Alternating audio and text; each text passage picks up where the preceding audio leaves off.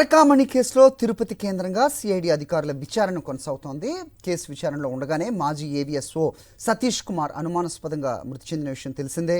దీంతో తనకు రక్షణ కల్పించాలంటూ పిటిషనర్ శ్రీనివాసులు పోలీసులను కోరుతున్నారు. అయితే శ్రీనివాసులు భద్రత విషయంలో భరోసా ఇవ్వకపోవడంతో తనకు ఏదైనా జరిగితే ప్రభుత్వమే బాధ్యత వహించాలని అంటున్నారు ఆయన. అసలు పరకామణి కేసు విషయంలో ఏం జరుగుతుంది అనే దాని కోణంలో చర్చ జరుగుతోంది. రాష్ట్రంలో సంచలనం సృష్టించిన టీటీడీ పరకామణి చోరీ ఘటనపై హైకోర్టు ఆదేశాలతో సిఐడి డీజీ విచారణ జరుపుతున్నారు. అయితే ఈ నెల 6న విచారణకు హాజరైన పరకామణి మాజీ ఏవీఎస్ఓ సతీష్ కుమార్ రెండోసారి విచారణకు హాజరయ్యే క్రమంలో అనుమానాస్పదంగా మృతి చెందారు. దీంతో ఈ కేసు సస్పెన్స్ గా మారింది.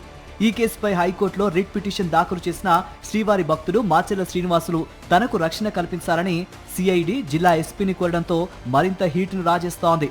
ప్రధాన నిందితుడిగా ఉన్న పెదజియర్ మఠంకు చెందిన రవికుమార్ భద్రత కూడా ఇప్పుడు సిఐడి విభాగానికి పోలీసులకు పెద్ద సవాల్గా మారింది. ఈ కేసులో పలు ఆరోపణలు ఎదుర్కొంటోన్న ప్రస్తుత టీటీడీ పాలక మండలి సభ్యుడు బీజేపీ నేత భానుప్రకాష్ రెడ్డి మీడియా సమావేశంలో కన్నీరు కార్చితే సెక్యూరిటీ ఇచ్చారని, కానీ పిటిషన్తో ఎలాంటి సంబంధం లేకపోయినా నేనే పిటిషన్ వేశానని చెప్పుకునే భానుప్రకాష్ రెడ్డి తప్పుడు ప్రచారం చేసుకుని లబ్ధి పొందుతున్నారని ఆరోపించారు పిటిషనర్ మాచెల్ల శ్రీనివాసులు.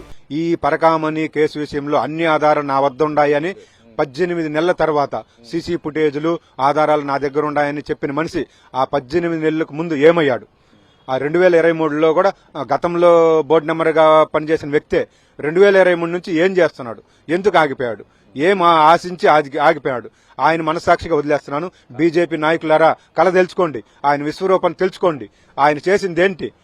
ఏదో సామాన్యుడు శ్రీవారి భక్తుడు ఆ హైకోర్టులో పిల్లేస్తే తనే వేసినట్టుగా చెప్పుకోవడం మీరెట్ట నమ్ముతారు స్వామి?